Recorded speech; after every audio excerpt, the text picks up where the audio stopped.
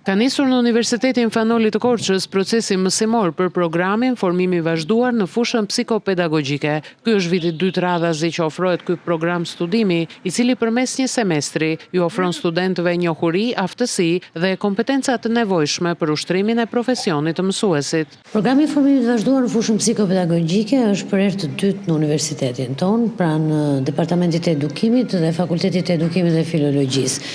Është një program i cili është miratuar me udhëzim të Ministrisë së Arsimit dhe Sportit dhe parashikon aftësimin në fushën psikopedagogjike të gjithë atyre studentëve që kanë mbaruar master shkencor, duhet theksuar kjo, në disa disiplina. Udhëzimi ka të përcaktuar qartë cilat disiplina, si master shkencor në histori gjeografi, në gjuhë letërsi, matematikë, ekonomi, në shkenca kompjuterike, në biologji, kimi.